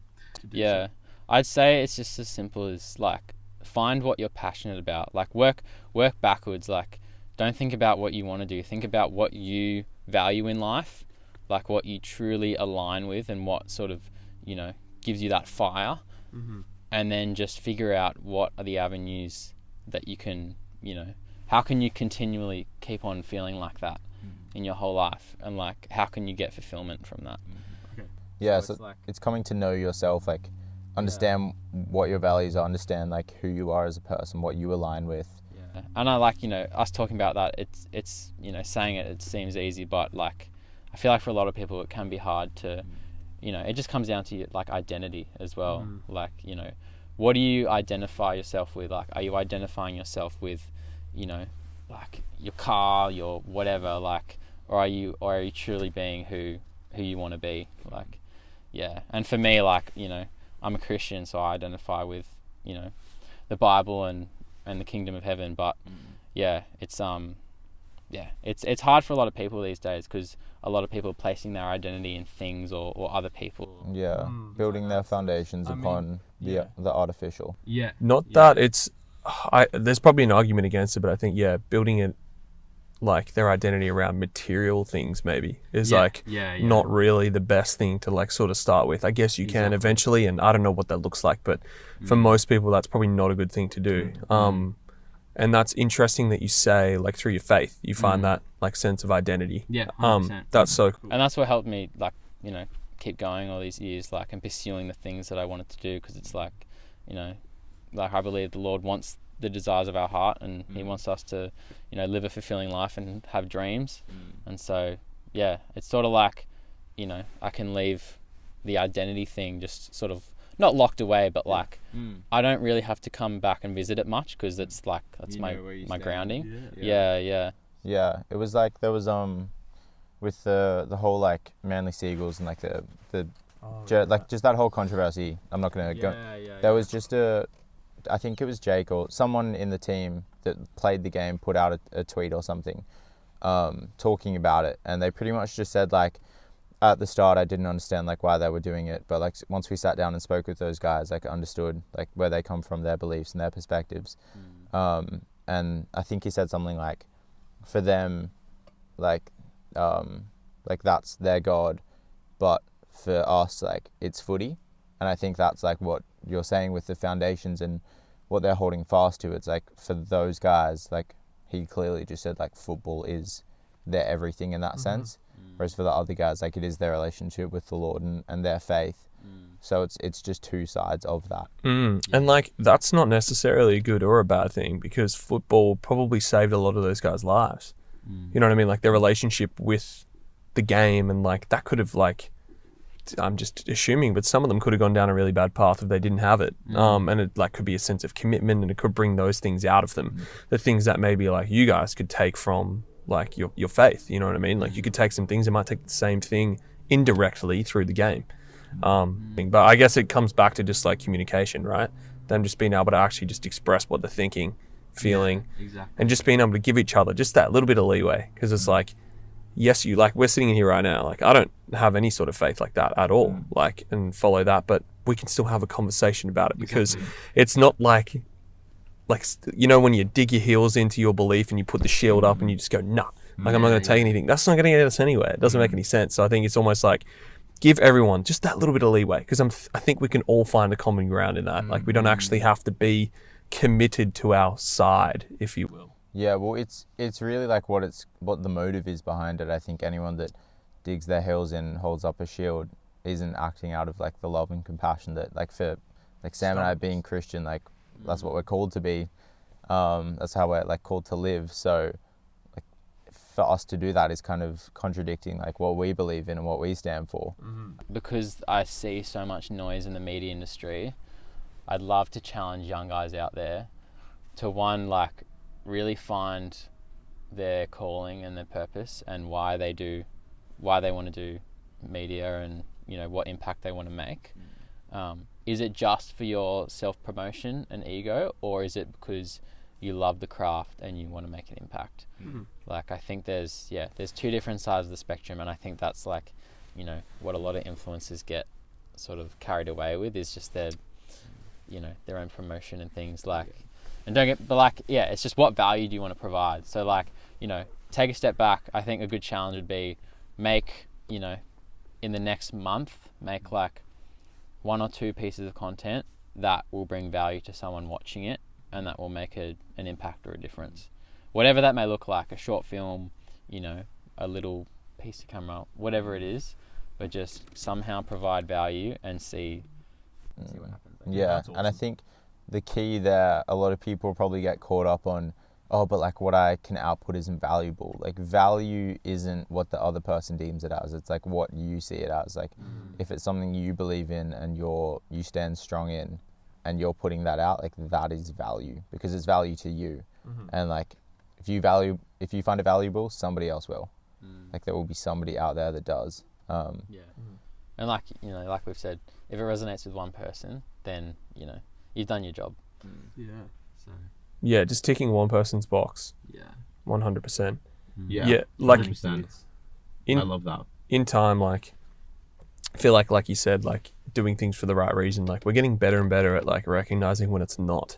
Don't you think? Like, because it is hard, because we were young, like really young, when like YouTube started really kicking off, or Instagram, whatever, and then people started using it as marketing. Like, we were very young, but because of that, I almost feel like we start to get better at really recognizing when it's like, that's BS, or like, you actually inherently just start following and actually taking info from the people you like the most. And I think like going ahead in the future, there will be more platforms that like showcase things in different lights. You know what I mean? Like, we're always so quick to criticize Facebook and like Twitter. Like, Twitter's like, it makes sense, because it's like, it's supposed to, what it's initially supposed to be, it's just, you know, free. You can speak whatever you want in a certain amount of characters, which that's a separate argument, which is a bit silly. Like, that we only have a X amount of characters to speak your mind, which probably should be more, but the whole idea of it is to just be like free speech. Anyone can say whatever they want, and like, we're quick to criticize it, but it's like, this is phase 1. You know what I mean? Like, in 30 years, it'll be phase 3 of social media. Like, what the hell is that going to look like? I feel like we're becoming more like aware of what we're consuming these days. Yeah, I think like yes and no, because I would still argue that a lot of people, especially in our area, if you look at who they follow on Instagram, they follow them out of like, oh, I know that person. Like, I need to follow them. I went to school with them, so I have to follow them. Okay. No. Why do you do that? Me personally, like, I used to do that for sure, but I like, not regularly, but sometimes I'll just go through who I follow. Just because I know them does not mean I need to follow them. I don't follow a lot of people that I know purely for the fact of like the content they put out or the photos they post, the stuff they're doing. I'm just like, this adds no value to my life, and it might sound selfish, and that's because it is. It's not an offensive thing. Yeah, it's I'm not trying to hurt them. I don't want to be consuming what they're posting. I don't want to be consuming that stuff. So I'm more following people that are inspirational to me. David Goggins, Chris Burkhardt, Cameron Haynes, like these people that are doing the things that I love, the things that I'm like, wow, these guys, I'm on level 0, they're on level 10. That's the stuff I'm following. That's full circle back what you were saying about how it's like you having like your mentor Pete. Yeah, like having him there is like he's on step 6, you're on step like 0.2. So it's like having him there is just like, that's like a good place that you want to reach. It's you doing that self-authoring. Like you're like, I want to be in a similar space to where he is, like have him around me, so I'm going to get there. It's the same for you. Yeah, and again, it comes back to the room, it comes back to everything. It's shaping your environment into something that is guiding you to where you want to be. So that's why you have mentors. That's why you put posters up in your room, and that's why, yeah, you do what you do, because you want to get somewhere. Just surround yourself with people who build you up, basically. It's just like, yeah, it's funny, like going out of school, you kind of start that process of elimination of, and like really nailing down on the people that you really want to be close knit with. And it happens so naturally. Yeah, it does. Like you don't even try, and it just happens. I weirdly had that like before school finished. I reckon in like year 11. Like I had a real big like circle, but then as it went, years ahead of all of us. Yeah. All right, mate. Yeah. I know how it goes. Yeah, but yeah, like in year 11 and stuff, I started just like having less and less like close, and start making the difference between close friends and just like friends. You know what I mean? Like people you know and you chat to, you can have a good conversation with, but the close friends who you're like, you almost take responsibility for how they're going. You know what I mean? I feel like that's a close friend, is like taking responsibility for where they're tracking. I think you just said before, it's like have friends that like build you up. And I don't think it necessarily means like build you up as in say like you're the best, you're this, you're that. It's like sometimes Josh will check me on like certain things that I'm like, I needed to be checked on. Do you know what I mean? It's like actually being able to take some feedback or give the feedback, as in like giving feedback to a friend. Like that's a close friend. And like starting to build that. So I reckon I built that like before, but I'd be interested to know how you did it, because you left in year 10 or year 11. Yeah, year 11. Yeah. So what was that like for you, like moving from almost like, yes, you're in school and stuff like that, but you were just almost 17, but 16, like leaving school, it's like leaving all those friends behind and going to work with like a different demographic. Like what was that actually like? Yeah, it was interesting for me, because I went from being so set on like, I'm going to do psychology, that's where I'm going to go to uni, to, I think I've said this before, but no, I don't think you have. Okay, but I went, I did work experience in year 10. I went to like a psychologist clinic, Black Dog Institute, and I actually had a conversation with a psychiatrist, and she just asked me like, this one question changed everything for me. She said, what do you want your life to look like? Really think about it, she said. You wake up, it's a Monday morning, you're 40 years old. What do you want to be doing with your week? Do you want to be going to a Monday to Friday, 9 to 5, coming home to wife and kids, having your weekends free, and Saturday morning you take your kids to the soccer game, and then you get an arvo to yourself, and then Sunday you're busy again? Is that what you want to be doing? And I was shocked. I'd never considered that in my entire life. I went home and I sat on that for a few weeks, and I ultimately realized I don't want my life to look like that. That none of that appeals to me at all. And I'm like, okay, well, let's now be practical. I've got this kind of vision that I don't want to do this thing. So what is it that I want to do? And I was like, okay, I don't want to go do that. So for me, uni is going to lead me towards that. So I don't want to go to uni straight away after school. And in my opinion, well, you're thinking like in terms of like your immediate reality, like when you leave school, it's like you could go to university eventually, but like the way most of us consider university and the way we're taught is that it's supposed to be straight after school. So in my mind, I was like, I'm in like year 10 at this point, end of year 10. If I don't want to go to uni straight away, why would I stay in school? I can always go later if I want to. pretty early to realize that as well. Mm. Like, year 10. Yeah. Were you in year 10 at that stage, or were you? Yeah, in end of year 10 was when we did work experience, Yeah. like But then third you term. left. So then I like sat on it, came back in year 11, chose my electives and whatever, did them for like 5 or 6 weeks, and was just like, no, I'm not doing this stuff. I just remember going home to mom and dad and telling them like, I want to leave school. I really don't want to go to uni. And this was a massive shock because as far as they were aware, like I wanted to do psychology and I was going down that route kind of thing. And it was just like a shock to everyone. It was a shock to like my principal, who I had a really good relationship with, and just like a lot of my close teachers. They were like, this is so insane. Like, this is not you at all. What do you don't drop out? Like, no. And I was like, no, like I really want to do this. And it was just holding true to that. And I eventually left and then did my mechanics apprenticeship, as you guys know. And in that transition period, it was like, okay, I'm going from seeing all these people every single day and being almost forced to be friends with these people just because I see them. And then I leave school and it's like, okay, now I'm working Monday to Friday, and it goes from school. I enjoyed school for the most part. But there were some subjects I didn't. So like it was learning, but it wasn't learning. It was bludging and learning, whatever you want to call it. But it's like mechanics was just learning all day. Like I was just learning so much every single day. And then it was like I had the weekends free, and you realize like you disconnect from your friends so quickly because I'm consuming so much other content during the week of like car knowledge, and they're consuming knowledge about like history or whatever it is. So we come together on weekends and it's like, oh, we actually don't have that much in common anymore. We're just naturally like, we're not really friends anymore. That's when you realize I'm only friends with these people because we're doing the same thing every day. So it naturally, as I said, like it naturally sort of phases out. But I did go through like a conscious kind of transitional period where like the friends that I was with since I was friends with these guys since I was like 3-4 years old in preschool. I've known them literally my entire life, and like I'm very grateful that I grew up with them. They made my childhood what it was, and it was like, in my opinion, freaking the best childhood ever. But as we just grew older, we kind of like went down different paths, just like behavioral things, and like I guess behaviors that we wanted to partake in were different, which is fine. Like every person's different, and I'm not saying like I'm doing it a better way or they're doing it a worse way. It's just different ways. So I just kind of saw where that was going, like those behaviors and things like that, and I'm like, it's kind of leading more down the path that I don't want to be going down. It's leading more to end up being that like wake up when I'm 40 and go to my 9 to 5. And I'm like, that's not where I want to be. So I'm going to go this way. And a lot of people always like, anytime I talk to people about like cutting ties with people that are not necessarily good for them, they're always like, man, but it's so hard. Like I've known them my whole life. Like I can't do that to those guys. Like I can't. And I'm like, dude, yes, you can. Like it's not anything drastic. You're just changing who you hang out with. Like you don't have to look at it as such this big thing. Just the value you have on friendship shouldn't be predicated off time spent together. Exactly, 100%. That's it. It's the quality.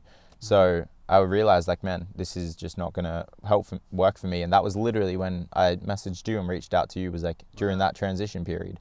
And then it was ever since then that like, I don't know, life's just evolved to be the way it is now. And I have a bunch of different friends. I'm like, those guys are still really nice people, and I still like them as people, but I just don't hang out with them. Like you're not as involved as much as you. Yeah.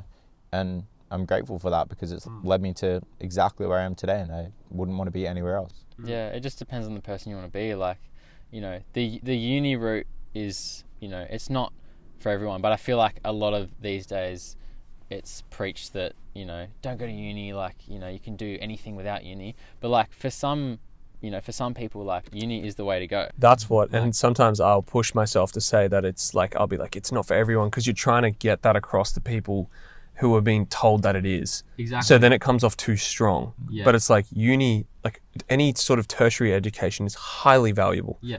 Highly valuable. Like even though I You didn't can't do be a it doctor. and you didn't do it. I mean, you did TAFE, but did you go to uni? Yes. So economics. Yeah, exactly. So like amidst a degree there, it's like, and I don't do it. I never really did it because I wanted to get a job out of it. I just was very interested in it. Exactly. So I was interested in the information I was receiving. It's the exact same. I treated it like I was going to YouTube university, like all of us do go to YouTube university. Exactly. Like it was the same thing for me going to like an actual tertiary education. It's like I just enjoyed the information I was receiving. So it's like there's both, but sometimes some people need to hear that it's not the right route because they're told it so much that it is the route. It's like to be successful or to make the most out of your time on this planet, you got to like, that's what you should be striving for. It's like, not really. You should be striving to find your, like, everything you've been preaching in the last like hour or so is just like, they should be striving to find that, not. I think it's good, like uni is good for people who are still figuring out what they want to do, because it sort of refines their long-term plan. And you know, it's a good sort of like middle ground, but then also like go and travel as well. Bro, like, that's To be fair, like I would actually like respectfully disagree. I would say that like uni should be for the people who do know what they want to do, because I feel like it's like such a financial investment.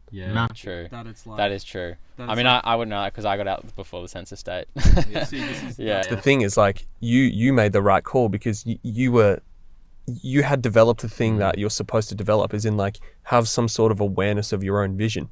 But some people who don't have that go through and just like you end up spending a certain amount of money. It's like you've now put yourself in like financial like stress is reality. We cannot sit here and say it's not a thing. So especially uni debt. 100%. Well, we were literally talking to one of our mates today, and he went to uni to study audio, and then he's like, I thought I would finish and it would give me direction as to where I want to be, and I finished and I still have no idea. It's like, yeah, you acquired these skills, and like luckily for him, he's interested in that field, so like it will be good for him. But there's a lot of people, like I know friends that did 2 years of one course and then completely changed, did another course, and then like left uni just because they're like, I don't want to do any of this. So I think like the best thing most people can do that have no idea is travel. Like that is like our mate Luke says it. He literally says travel has taught him more than any form of schooling has ever taught him. And that's someone who's like was fairly academic in high school. Luke was very academic, and he just went, "No, this isn't for me." Because again, he had that sense of awareness, like where he was like, "I know that if I actually went along and did this, as you've just said, and as you've said this whole like hour, like you knew exactly like sort of what realm you wanted to go in." So that's why I would say like, if you don't know what direction you want to go in, go out and work. Like I would say like my ideal situation would be like go to a different environment, e.g. overseas if you can. Work on a farm. I was going to say like yes there's other ways to do it, but I would say like to paint the perfect picture of it, it's like literally go over it could be Europe, it's like it could be some country that doesn't speak any, it could be Asia. Put yourself right in an area that's completely different culturally, work a 50-hour week, then you'll find yourself. Because that's trying to live. And Go like, work in the actually rice survive. fields in Mongolia Correct. for 6 months. Try and survive. And even if you can't travel, just like go and get a job that you know will help you fund the bigger picture, Correct. and then go and travel. It's Definitely. like, you know, take the necessary steps. And more importantly, your allow individuality, yourself to get bored. Like, do you guys know Casey Neistat? Yeah. So like, funny dude. It's so interesting. Though. I actually like the way he put together his videos back in the day. Quite an interesting, creative man. And there was, I don't know if it was a podcast or a video I was watching, and it was listening to him talk about when he was kind of lost and didn't know what he was doing, and he worked as a cleaner in a kitchen, and he said, like, my job was literally to like scrub pots. Like that was the job, just scrub pots all day, 8 hours, however long he worked. And he's like, it was the most boring job in the world. But he's like, what I found at the bottom of those pots was like my dreams and aspirations to create films and videos like I now do.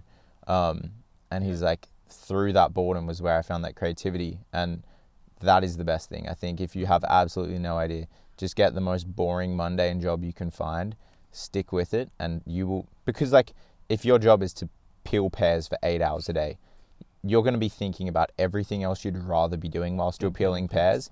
And then eventually you're going to be like, I really want to do that thing. Bro, that was me at Coles, scanning items in Chatswood Chase, just you know, literally for 4 to 5 hours plus, just beep beep beep, like, you know.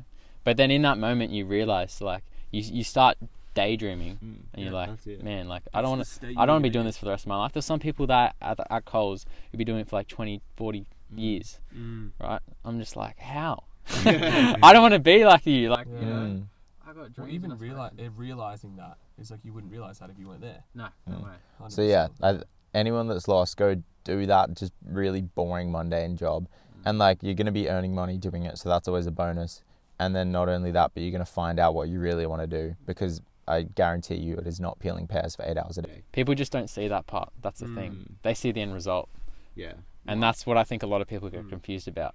Is like, they see the end result and they're like, wow, I want to do that. But then they get to the start of that journey and they're like, man. That's got to be a challenge, 100%. I think we may have done it before, but we can just do it again. It's in terms of like, this week do something that makes you bored for a certain amount of time. I don't know what time limit we can put, maybe at least 30 minutes of boredom, and see where that takes you.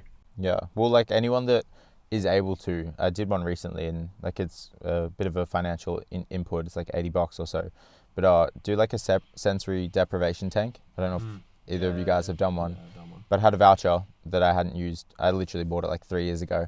Where is it? There's one in Brookvale, there's one in Mona Vale. Whenever you say that, I just think of Stranger Things.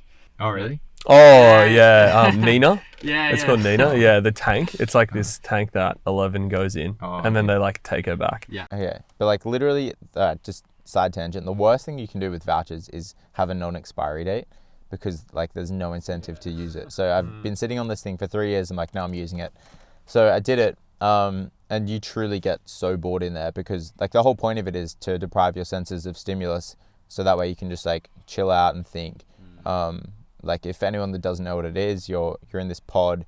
It's completely pitch black. The mineral content of the water is so high, so you float, and the temperature of the water is like meant to match the surface temp of your skin, so that way you don't really feel the water as well. And then you have earplugs in as well, so you can't hear anything. So literally, like, pretty much all senses gone, eliminated, and then no smell, and you're just there with your mind. So you have so much time to think and daydream. And when I was in there, I imagined myself in like these Chinese mountains, just at these temples, like walking around, just existing and traveling, and like just learning about culture. And I lived in that. I could truly live out that scenario for, I don't know how long I was in there for an hour. I don't know how long I was living that scenario out for though.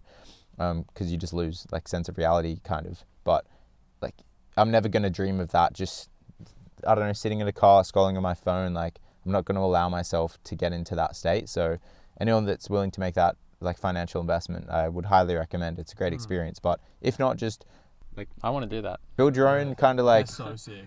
build your own kind of like sensory deprivation. Just lay in a room and put like earplugs in and eye mask on, and just make it a really quiet space where you can just lay down and get bored and just think. I would say try and go outside with like like minimal sound, like white noise type noises around you, and just like do all those things. Yeah, even just go for a walk in nature. Walking is like, Walking's so good. you can walk it like you can find that leisure pace where it's not so slow that you're not engaged, but it's not too fast that you have to think about like your walking speed. Just find that pace where you can just stroll and let your mind do the same thing, and you'll be amazed at the things you think of. And like, don't take your phone, don't take music, and don't give yourself that stimulus that's familiar. Just let yourself discover new things. Yeah, I mean, where I live, it's near the bush, and whenever I start to feel a bit, you know, whether it be like a little bit lonely, a little bit angsty, whatever it is, I just go for like a run, like it's only like a 10-15 minute run in the bush. But then you just come back and you feel amazing. You just, you know, you get out of suburbia, you're in the bush. It's just like, It's the best thing to kill a rut is doing something like semi-difficult. It just pulls you straight out of it. And just being outdoors as well. I think people forget like the outdoors is life. Like, everything around us right now is alive. We're in this beautiful nature reserve. There's like water with plenty of fish in it. There's all these trees and grass around us. Like, just breathe in the life around you. It's truly beautiful. Definitely. Yeah. Love it. Dude, yeah, sick. Thank you. Like, do you have anything else you want to? no, I'm happy. This has been awesome. Yeah, dude, thank you so much for coming on. It's been a long time coming. I'm always like super excited when friends come on, especially because like I always know them more than say the listener, unless my friends are listening, which they are. Yeah. Because that's all we get. Anyway. I mean, I've been listening to most of the episodes, and like, it's sick to actually be on one now and just sort of see. Such a different perspective. It is. Yeah, I know that, and I'm on every one of them, but like I know it would be so different. Yeah, I mean, like I've honestly forgot that the cameras and the mics are here. I love that. A quarter way through, I just forgot about it, and I was like, yes. And that's like goal accomplished because we want this to be as genuine, authentic as raw as possible. We want it to be just like, it's a fly on the wall. We're just conversing and we're just moving through life. Because it's like, who can't relate to that? Everyone relates to day by day living because that's what we do. So it's like, why don't we just sit here and like, what's great is like, I always tend to be saying it because it's just all I'm thinking about when we get to the end. But it's like, I'm freaking keen to have you back on. Do you know what I mean? Because it's like, I'm already keen. Give me a date. what it's cool is like more than likely the next time you come on, it's like going to be about the drive. Yeah. So it'll be like pre-drive, like we're really breaking down the drive and like what our expectations are, blah, blah, blah. And talking about that during the drive, post. Yeah. And then the showcasing and like how well it went. Yeah, the journey. That's the journey, man. So sick. That's an audio diary and visual too. Like we've got it on camera. So that's an audio and visual diary for us to look back on, which is just so awesome. Yeah. And more importantly, like then the recording, the way I think someone said this to us, but it's like the conversation is the most important thing. And it's like, we happen to be recording it. Like that's the way I think about it when we're recording. It's like, I'm just sitting down with two of my best mates having an amazing conversation that we happen to be recording. Yeah. And I love that is like, that's my thought process. It's not, dude, got to get the lighting good, got to get all this set up perfectly because like this has to be a great product. It's like, no. The conversation's the product. The recording's just like a nice side piece to it. Oh, what happens if like it stopped recording? And I was like, that's so stupid. And I was like, I actually honestly don't care. Like if it stopped recording, I don't care because I'm enjoying the conversation I'm having in the moment. Yeah, fully. Yeah. Your reaction contradicted that. Yeah. Well, because it's like, you care, but it's not the main focus. like, yes, that's what I'm trying to say. It's like, yes, that would suck, of course, because we're trying to record it and like we put effort into recording it. But at the same time, like I'd gone that long without even thinking about it. You know what I mean? It's like, the only thing I want to be doing mainly is having this conversation. So Definitely. Yeah. Dude, it's been a pleasure. And I think to officially like announce the challenge, like you challenging any young aspiring videographers or people in that space, to just, what was it? Network, was it? Was to create. To create. To also network, but to just create a piece of content, like, you know, don't worry about if you're not getting paid for it or whatever, but just create a piece of content that can bring value to someone else or make an impact and just cut through the noise. So, you know, just make something that's authentic to you. Because at the end of the day, like, if you're not, you know, original and authentic to this type of content that you want to put out, then, like, you know, you're just going to be trapped by all the other noise that's going on, all the other trends, whatever it is. Like, don't get me wrong, like, there's a lot of strategy in following trends and all those other things, but, like, just bring it back to who you are and what message you want to put out there. So, yeah, create, you know, in the next month, try create one thing a week, or, you know, it doesn't even matter. I don't want to put any restrictions on it. Like, create a short film. Just create something. Yeah, just create something that you can put out there, and that will, yeah. I love that. it could be like almost like in a simpler version. It's like create something that like one person could watch and you'd be happy that only one person watched it. Yeah. Just take or even that just brings fulfillment to yourself. Like, what I was you saying. don't even need to share it. Like, I was about to say, even if you don't even put it out there, it's like create something that like if no one saw it, you'd be happy with. yeah, you're happy. It's a memory. It's fulfilling, and And because it's like the idea of creating, so like you're creating it with the intent for people to see, create it so that you could share it, but nobody would know that you were the one that created it. Like, because I think that comes back to what you were speaking about earlier, how people will do a lot of things in the space just to like build up their persona and their ego. Like, if you can create product that like you genuinely believe in, you would put it out and no one would know that you've done that. That means like you're doing it for the right reasons. But when you need your name attached to it, and obviously like I'm not telling people not to attach their name to their work because that's dumb, but that should be like kind of your thought process. And then I guess your challenge was allow yourself to get bored this week. Just do something. I would say anything that goes for at least 30 minutes. 30 minutes, because that's when you can really sit there and be like, okay, I'm bored. And then just like succumb or surrender to that feeling of boredom and like actually act out that creativity we were sort of breaking down. Yeah, which is awesome. And I have a challenge as well. So 3 challenges. Oh, the workload. Go on. Yeah, so One of the best pieces of advice I got was from my friend Annalise. This year I made it a massive focus of mine to really go hard on networking. I knew that we were getting into this space, and I wanted to meet people in the space. I wanted to meet friends in the space, just because it was going to help everyone. Like, again, like the rising tide lifts all ships. So I've made that a big focus. And then I was talking to Annalise, and she said, like the best thing she ever did, and I'm not sure where she got this from, but she said, go around to all the people that, like, you've met and ask them who are 3 people that I should like network with or just consume. So Wow.